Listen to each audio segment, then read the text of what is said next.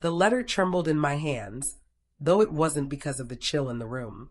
My fingers, stiff with age and weakened by years of disuse, quivered against the crisp paper. The lawyer's words were written so plainly, yet they struck me with a weight that left me breathless. You are the sole heir to the Whitmore cabin, located by Willow Lake. A cabin, my husband's cabin. My heart stuttered at the thought. For most, it might not seem much, just weathered wood and a sagging roof by a lake that the world had long forgotten. But for me, it was everything. It was the laughter of my youth, when my legs still carried me through the tall grass. It was the place my husband once whispered dreams into my hair. It was proof that I was not invisible. Someone remembered me.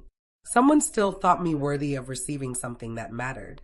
I set the letter in my lap, brushing my hand along the cold steel of my wheelchair. Since the accident, people had looked at me differently. Pity lived in my son's eyes, no matter how kindly he tried to hide it. And Evelyn, my daughter-in-law, didn't even bother hiding her disdain. To her, I was little more than a burden, an extra mouth, a broken body cluttering her perfect home. But maybe this cabin could change that. Maybe it was a gift of freedom, a sanctuary where I could finally breathe without hearing Evelyn's sighs of impatience. I closed my eyes and whispered, maybe this is where I'll find myself again. Later that evening, Thomas came into my room, excitement flickering in his voice. Mother, let's take a drive to Willow Lake tomorrow. You'll want to see it. Father always wanted you to. At the mention of his father, a pang of both love and loss squeezed my chest. I nodded, smiling faintly. Yes, I'd like that.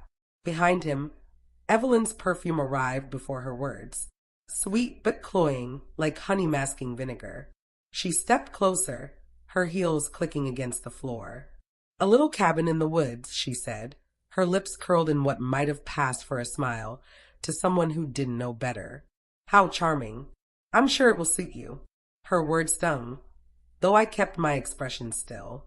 I had long ago learned to hide my wounds behind silence, but inside, the echo of her voice rattled against the fragile hope I had just begun to build. The next morning, Thomas wheeled me into the car. The city's gray edges blurred into open fields and pine-lined roads. I pressed my hand to the window, watching golden leaves scatter across the sky like blessings.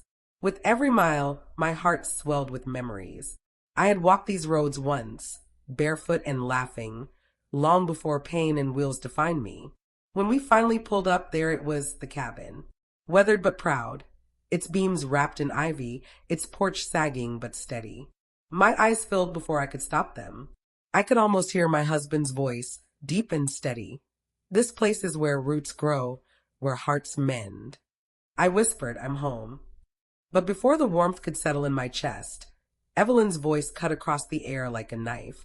She stepped onto the dirt, her polished shoes sinking into the earth, her nose wrinkled. Well, she said, her laugh sharp as glass, fits you perfectly. Lonely, broken, a little out of date. Her eyes flicked deliberately to my wheelchair. Yes, this is exactly right for you. The words pierced through me. My fingers curled into fists on my lap, nails biting into my palms. I wanted Thomas to say something, to defend me, to push back against her cruelty, but the silence stretched long and heavy. He shifted, looking away. I turned my face toward the cabin, so she wouldn't see my tears. Inside, the air smelled of cedar and dust. The rocking chair by the window seemed to wait for me, as though no time had passed. The fireplace still carried the faint scent of ash, the shelves still lined with books my husband once read aloud. This place had survived storms, seasons, neglect, and it stood still, dignified. I raised my chin and whispered to myself, though I made sure my voice carried, this cabin isn't my cage. It's my crown. Evelyn laughed again, but I no longer heard it. I rolled myself further inside, letting the cabin embrace me. For the first time in years, I felt that maybe, just maybe, I wasn't as powerless as they thought. The day faded into shadows stretching long over Willow Lake. And in that silence, I knew this. Their cruelty would not break me here. Not in my cabin. If someone mocked your weakness, would you let their words define you, or would you claim your strength instead? Share your story in the comments. I'd love to hear how you turned pain into pride. I had thought Evelyn's words would stay behind in the car, like the dust clinging to our tires, but they followed me into every corner of that cabin. Fits you perfectly, she said, her eyes lingering on the wheelchair like a curse. I tried to shake it off, but humiliation doesn't leave easily. It lodges in the chest, tightening with every breath. That first evening, Thomas lit a fire while Evelyn paced the room, wrinkling her nose at every creak and shadow. It smells of mold, she complained. And look at the cobwebs. Honestly, Thomas, how could anyone want to live here? Her voice dripped disdain, but I said nothing. I let my hands rest on the armrest of my chair, pressing down to feel the solid wood beneath me. This cabin was more alive than she realized. Every board whispered stories I remembered. The summers I'd spent here as a girl, the day my husband had carried me across the threshold, the laughter of children chasing fireflies outside. I wanted to defend it, to say, this is not just wood and nails. This is my life. But Evelyn wouldn't have understood. And Thomas, well, he looked too tired to fight her tonight. The spark came the next morning. The sun painted the lake in streaks of gold, and I asked Thomas if he would will me down to the water. For a moment, I was a child again, barefoot in the grass, the world stretching wide and full of promise. I closed my eyes and let the wind kiss my cheeks. But then I heard Evelyn's voice behind me, sharp and mocking. Careful, Thomas. Don't let her roll too close to the edge. This cabin fits her perfectly, but drowning wouldn't. Her laughter cut through the morning like broken glass. I froze.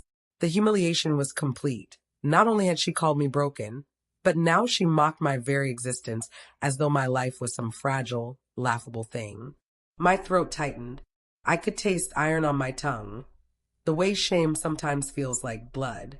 Thomas muttered, Evelyn, that's enough. But his words were weak, like rain on a roof already caving in. She smirked and walked back up toward the cabin, leaving me trembling by the lake. For a long time, I stared at the water, my reflection rippling in its surface.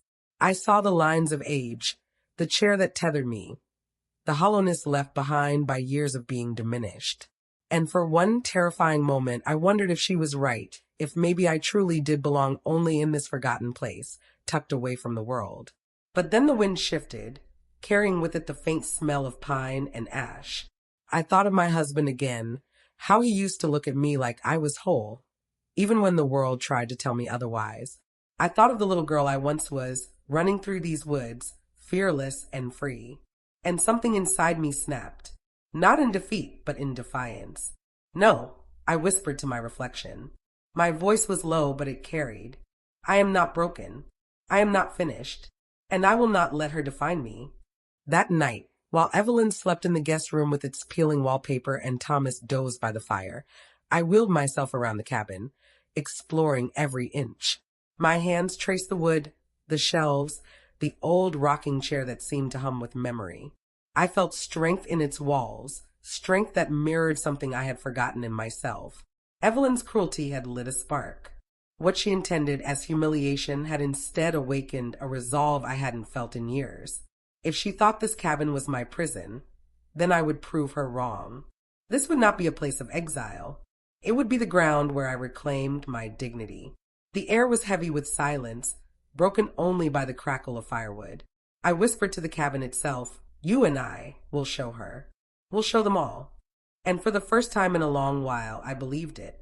Have you ever been mocked so deeply that it almost broke you? But instead, it lit a fire inside you.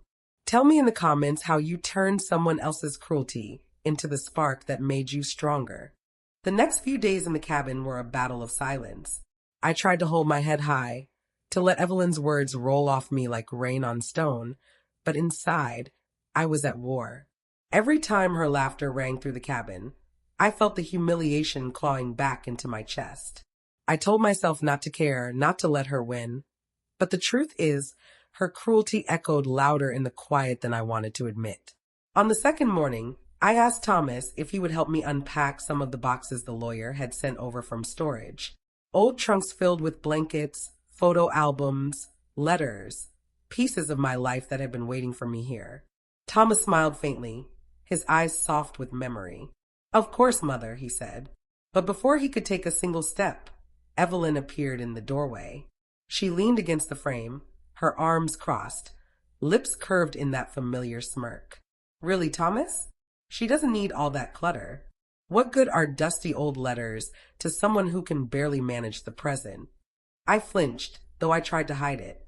The words burrowed deep, reopening every wound I thought I had begun to close. Thomas frowned, but once again he didn't challenge her. His silence stung worse than her insult.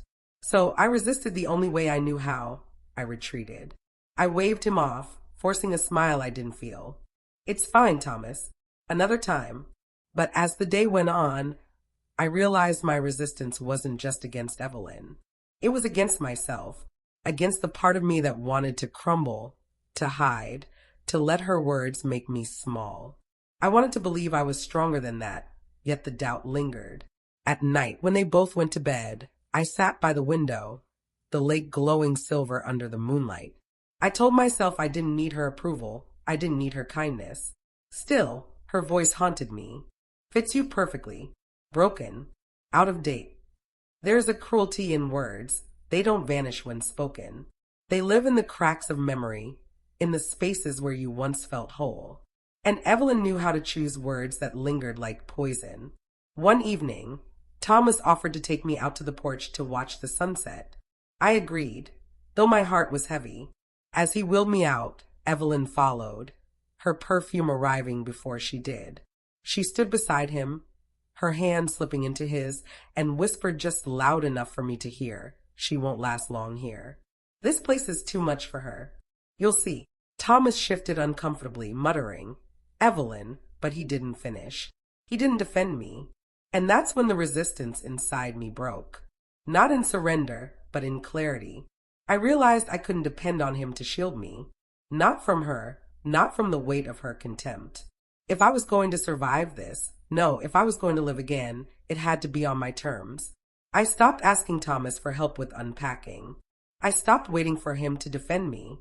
Instead, I began exploring the cabin alone at night, my hands guiding me through the hallways, my chair squeaking across the wooden floor. I opened trunks myself, one by one, touching each relic of my past with trembling fingers. I found a quilt my mother had sewn, its stitches uneven but warm with love. I found a box of my husband's letters, his handwriting steady and sure, every word reminding me of who I had been before Evelyn's cruelty tried to erase me. Each discovery was a quiet rebellion, a reminder that I was not defined by her scorn. But it wasn't easy. The doubt still rose, like weeds through cracks. During the day, when Evelyn laughed or Thomas stayed silent, I felt myself shrinking again. By night, I tried to rebuild with pieces of my past. Resistance became my rhythm. Resist her words, resist my own despair, resist the urge to give up. And though it left me weary, it also left me standing, or at least sitting tall in my chair, with a flicker of something Evelyn hadn't expected to awaken in me. Defiance. When someone refuses to stand up for you, do you retreat, or do you find your own strength? Share in the comments how you've resisted cruelty, even when no one defended you. The storm came without warning. One moment, the air was calm and the lake shimmered in soft ripples. The next, clouds rolled in, dark and furious, swallowing the light. Thunder cracked overhead, and the cabin groaned against the wind. Thomas hurried out to secure the car and fetch extra firewood, leaving Evelyn and me together inside. The moment the door slammed shut behind him, the silence between us roared louder than the storm itself.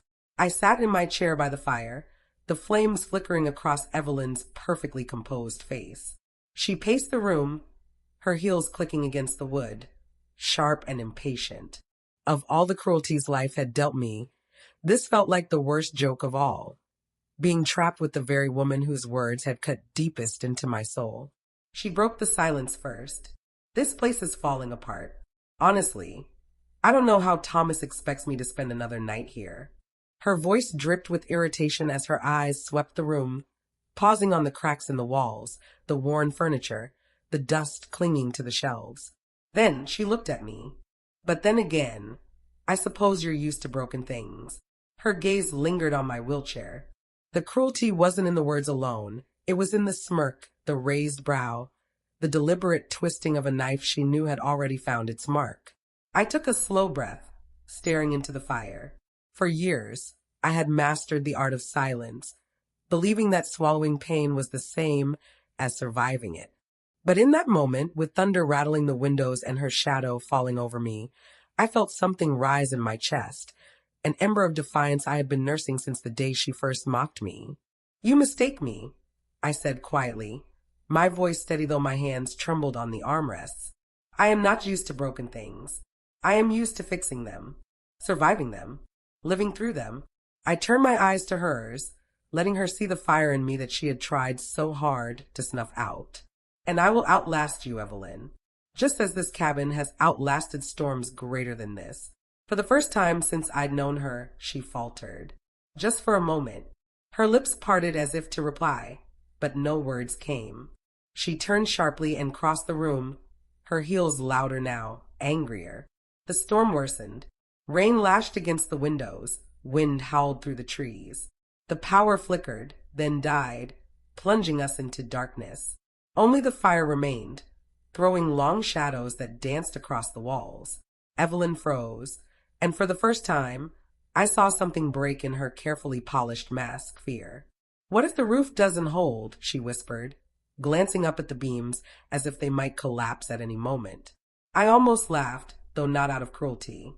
This cabin, battered and weathered, was stronger than she could understand. It had held me once before, and it would hold again. "Sit," I told her, my voice firm. "By the fire. The cabin will protect us." She hesitated, pride warring with fear. But eventually, she lowered herself into the chair across from me. The storm raged, and for a long while, neither of us spoke. The fire crackled, filling the silence with warmth. I studied her in the flickering light, the flawless hair now frizzing from the damp air, the carefully painted lips pressed thin with worry. For the first time, I wondered what lay beneath her cruelty. What hurt had hardened her into a woman who found comfort only in mocking others? She caught me watching and snapped. "What?" "Nothing," I said softly, turning my gaze back to the flames. "Just storms have a way of stripping us down to who we really are." Her eyes narrowed, but she didn't reply.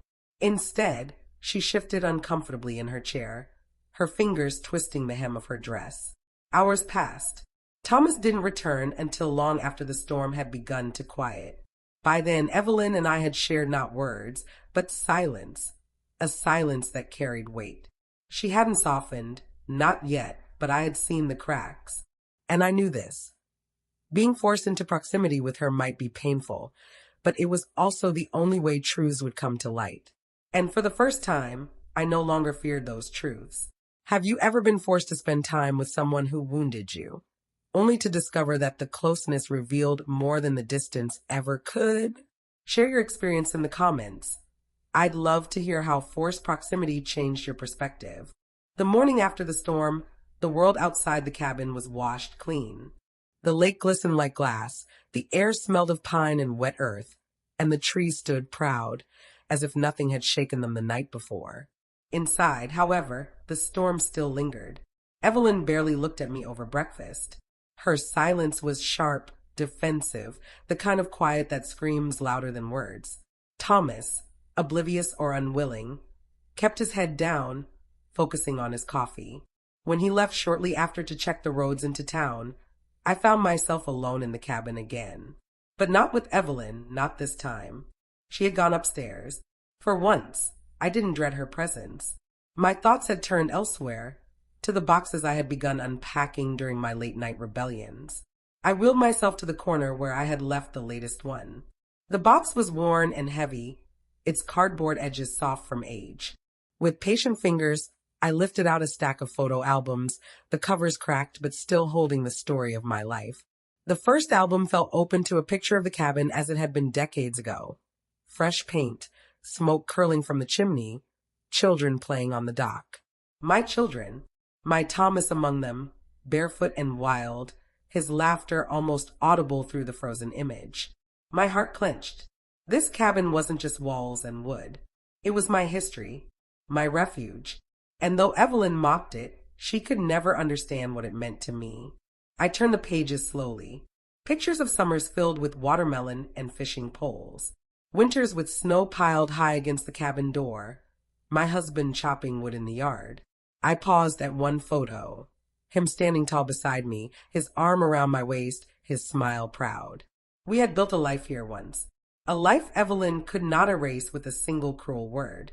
As I touched the photo, a voice startled me. "What's that?" Evelyn stood at the foot of the stairs, her hair still mussed from sleep. She must have come down quietly, for I hadn't heard her. Her eyes narrowed as she approached, curious despite herself. "A photo album," I said simply, closing it halfway. She smirked. "Let me guess. Old memories you cling to so you don't have to face how useless you are now." The words cut, but this time I didn't flinch. I held her gaze. "These are not just memories. They are proof. Proof that I have lived, loved, and endured. Proof that long before you came into this family, there was strength here." She snorted, but something in her eyes flickered. Hesitation, maybe even discomfort. She reached for the album, and for a moment, I considered pulling it away. But then I let her take it. She flipped through the pages quickly at first, her expression bored. But when she reached the photo of Thomas as a boy, her pace slowed. She studied his young face, his bright eyes, the smile unburdened by the weight of adulthood. For the first time since I had known her, Evelyn's face softened. "He looks happy," she murmured, almost to herself. "He was," I said gently. "This place gave him that. A childhood full of freedom and love." She didn't respond right away. Her fingers lingered on the photo, and for a moment she looked younger, like a girl who had once known happiness, too. But the softness didn't last. She shut the album abruptly and shoved it back into my lap. "Doesn't matter," she said sharply. "The past doesn't change the present." And with that, she turned and walked away. But I had seen it. The crack in her armor. The glimpse of someone buried deep inside her bitterness.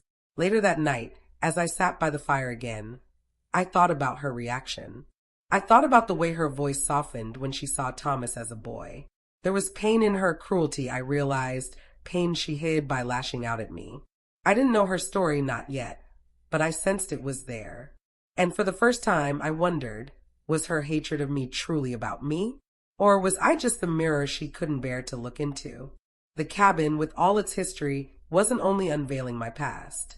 It was beginning to pull at hers, too. Do you believe people lash out because of who you are, or because of the battles they carry inside themselves? Share your thoughts below.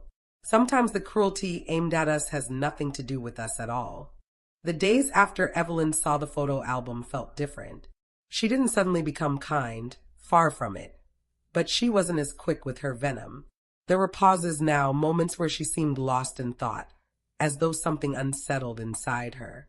Thomas had been called into town for work, leaving the two of us alone in the cabin. I dreaded it at first. The thought of hours of silence, or worse, insults, tightened my chest. But the weather had turned again, a cold rain keeping us trapped inside, and there was nowhere to hide. I sat by the fire, knitting with slow, careful fingers. The rhythm calmed me. Evelyn sat across the room with her phone, scrolling endlessly, sighing with irritation when the signal dropped. At last, she tossed it aside with a huff. "This place is suffocating," she muttered. I didn't look up. Or maybe it's just quiet. Some people mistake that for suffocation. She glared at me, ready to snap, but then stopped. Something shifted. She leaned back in the chair, staring into the fire. Her face softened, not with kindness, but with weariness. "Do you know what quiet feels like to me?" she asked suddenly. I shook my head. Abandonment. The word hung in the room, sharp as glass. I froze, my knitting needle still in hand, afraid that if I moved, she'd retreat back into her shell. She kept her eyes on the flames. "My father left when I was 8. Walked out and never came back. My mother worked 2 jobs, never home. So, yeah, quiet doesn't soothe me. It reminds me of being forgotten." I swallowed hard. For the first time, I saw Evelyn not as the woman who mocked me, but as the child she once was. A child left behind, carrying her bitterness into adulthood like a shield. "I'm sorry," I whispered. She scoffed lightly, though her voice wavered. Don't be. I learned early that no one sticks around. Better to strike first than be struck. Her words explained so much. The sharpness, the cruelty, it wasn't strength. It was fear wearing armor. I set my knitting down and reached across the space between us. My hand trembled as I touched hers. She flinched but didn't pull away. You're wrong, Evelyn, I said softly. Sometimes people do stay. Sometimes they fight to stay, even when it's hard. She looked at me then, really looked.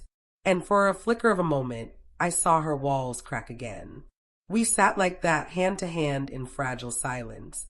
The rain beat against the windows, the fire popped and hissed, and in that small cabin, something unexpected stirred. Not forgiveness, not yet, but the faintest thread of connection. When Thomas returned that evening, he found us both in the living room. Evelyn quickly pulled away from me, retreating back into her sharpness, but her eyes lingered on me longer than before. That night, as I lay in bed, I realized something I never thought possible. I didn't just pity Evelyn. I understood her. And understanding, I knew, was the first step toward change. Have you ever discovered the pain behind someone's cruelty? And did it change how you saw them? Share your experience in the comments. Sometimes empathy reveals truths anger could never uncover. That night stretched on endlessly. I lay in my bed at the cabin, staring at the dark ceiling beams, the faint smell of smoke from the dying fire drifting under my door. Evelyn's words echoed in my head like a cruel refrain. Useless, embarrassing, broken. I turned on my side, tears dampening my pillow, and whispered to the empty room, maybe she's right. Maybe I'm just a burden. But then another voice, quieter, gentler, rose within me. It was my husband's voice, steady and kind as it had been in life. You've carried too much, Evelyn. Too many people's weights, too many cruel words. But you've never been useless. I pressed my hands together and held them against my lips as if in prayer. That was when I realized I was standing at a crossroad. I could let Evelyn's cruelty crush me, silence me forever, or I could decide to rise, if not for her sake, then for mine. Still, the choice wasn't simple. When dawn came, the sky was pale and heavy with mist, the lake blanketed in fog. Thomas returned earlier than expected, humming as he stepped inside. He kissed Evelyn on the cheek, asked her about her morning, and then turned to me with a smile. How are you, Mom? He asked warmly. I looked into his eyes, and for the first time, I wanted to tell him everything, to rip the mask off his wife's cruelty and show him the truth. But the words caught in my throat. I couldn't bring myself to break his heart. Not yet. So instead, I smiled faintly and said, I'm fine. But I wasn't fine. Inside, I was breaking. That day dragged. Evelyn busied herself with little things, organizing cupboards, sweeping floors, pretending to be the perfect homemaker whenever Thomas was in the room. But when he left for town again, her mask slipped. She walked past me, pausing just long enough to whisper in a low, venomous tone. Don't think for a second you're fooling him. He'll always choose me over you. The words cut deep, but this time, instead of shrinking, something inside me stirred. I had a choice and I knew it. That evening, after Thomas had gone to bed, I willed myself to the living room fire. The crackle of flames was my only companion. I pulled the photo album from the box again and set it on my lap. My fingers traced the images, the young faces of my children, the strong arms of my husband, the laughter that had once filled this cabin. I whispered to the photos, what do I do? The answer came not as words, but as a memory. I remembered the day my husband had been diagnosed with the illness that would later take him.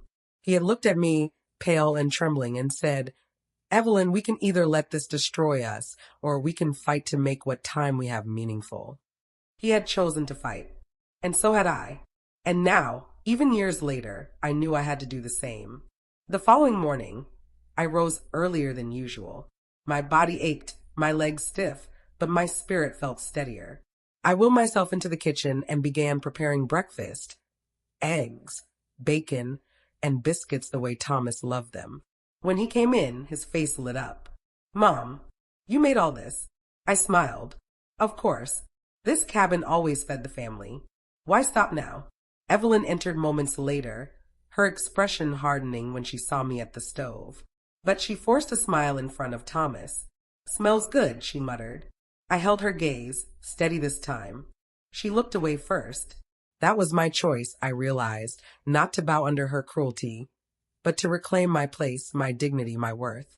Later that day, something happened that tested that choice. Evelyn and I were alone again. She was folding laundry, slamming each shirt down with unnecessary force, when she suddenly snapped, "Why don't you just tell him? Tell Thomas how horrible I am to you. Go on. He'll never believe you." I looked at her calmly. "You think I want to destroy his marriage? To make him choose between us? No, Evelyn. That's not who I am." She laughed bitterly.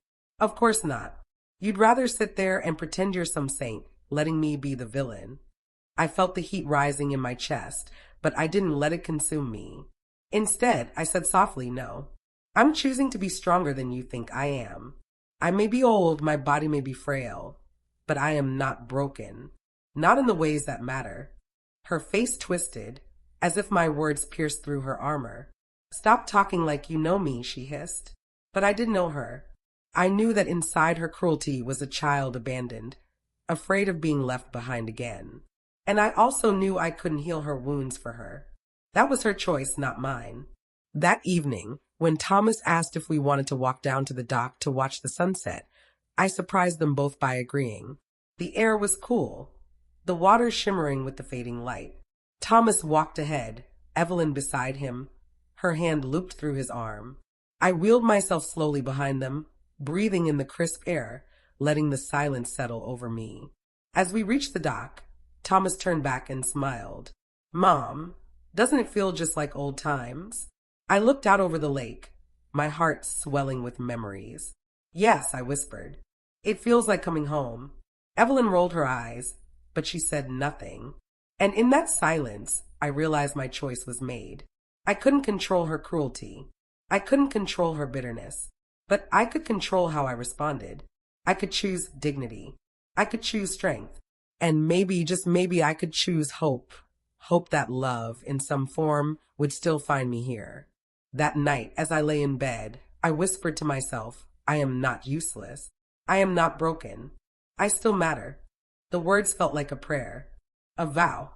And for the first time in years, I believed them. If someone tried to strip you of your worth with their words, would you let them, or would you choose to rise above it? Share your answer in the comments. Sometimes our greatest power lies in the choice to stand tall, even when others try to push us down. The morning after I whispered my vow to myself, something in the cabin shifted.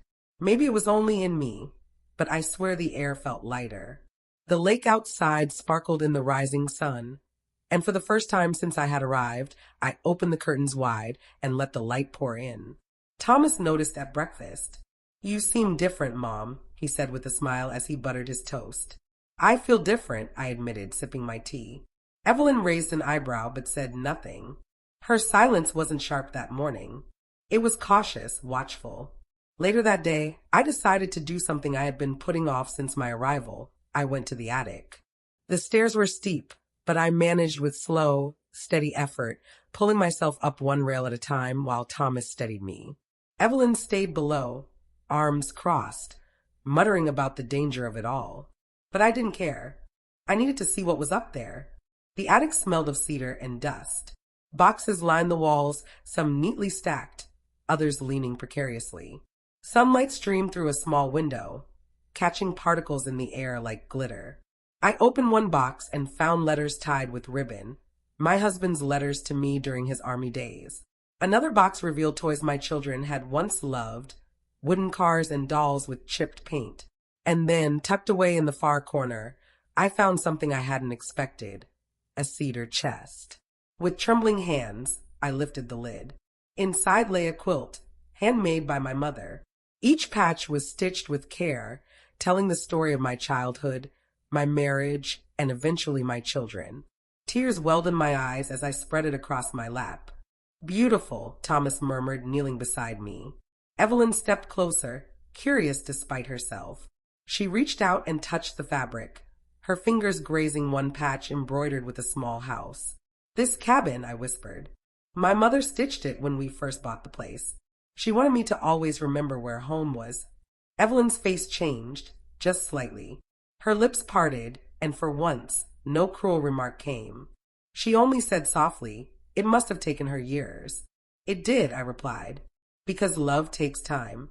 The words hung in the attic, heavier than dust.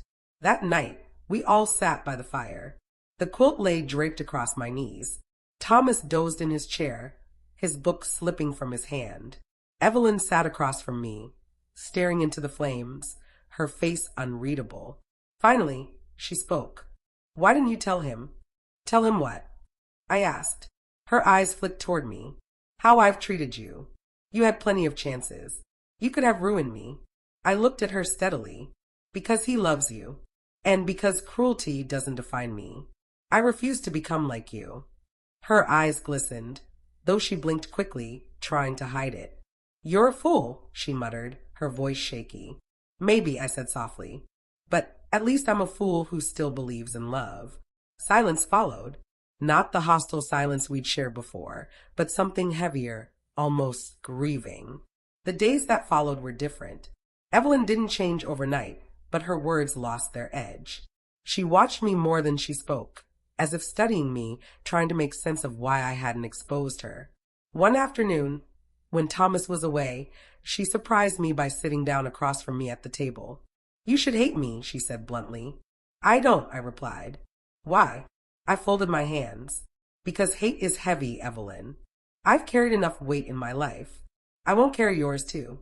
She looked at me for a long moment, then whispered, "I don't know how to be any other way." Something in my heart broke for her then. Not in the way her cruelty had broken me before, but in the way a mother aches for a child who's lost. "Then learn," I said gently. "Start small. Start here." For the first time, she didn't look away. She didn't scoff. She only nodded, just once, as if a seed had been planted.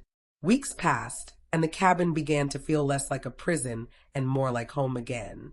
Evelyn still had sharp edges, but sometimes, just sometimes, there were moments of softness. She helped me with the fire without complaint. She joined me at the table without bitterness. And one evening, as the sun set over the lake, she even sat beside me on the dock in silence, her presence almost peaceful. Thomas noticed, too. He wrapped his arm around me one night and whispered, "Thank you, Mom, for making this place feel alive again." I smiled, tears in my eyes. This place was always alive, Thomas. We just needed to remember. On our final night at the cabin that season, I unfolded the quilt again and laid it across both Evelyn's lap and mine. She looked startled but didn't move it away. "Every stitch is a story," I told her. "And now, whether we like it or not, our stories are stitched together, too." She didn't respond right away. But then, in the quietest voice, she whispered, "I'm sorry." I turned my head sharply, certain I'd misheard. But her eyes, shining with unshed tears, told me I hadn't. It wasn't a grand apology. It didn't erase the months of cruelty. But it was real. And it was a beginning. I placed my hand over hers on the quilt. "That's enough," I whispered. When we left the cabin, I felt something I hadn't felt in a long time. Peace. The humiliation she had hurled at me no longer defined me. The cabin had reminded me who I was: strong, resilient, worthy of love. And Evelyn, though still a work in progress, was no longer just the woman who had humiliated me. She was also the woman who, against all odds, had begun to change. Months later, back at home, Thomas surprised me with a gift. He had the quilt framed in glass and wood, hung on my living room wall. "So you'll always remember," he said, smiling. I touched the glass with trembling fingers. I could never forget. Behind me, Evelyn stood quietly, her eyes on the quilt. And though she said nothing, I caught the faintest smile tugging at her lips. It wasn't redemption in full, but it was hope. And hope was enough. As I sit here now, telling this story, I realize something. Life will always bring people who try to break us, humiliate us, make us feel small. But we have the power to decide what to do with their cruelty. We can let it define us, or we can rise above it, finding strength in places we thought we'd lost. And sometimes, when we choose strength, we don't just save ourselves. We give others the chance to change, too. If you were in my place, would you have exposed Evelyn's cruelty or chosen compassion, even when she didn't deserve it? Share your heart below. Maybe your answer will help someone else facing their own cabin moment.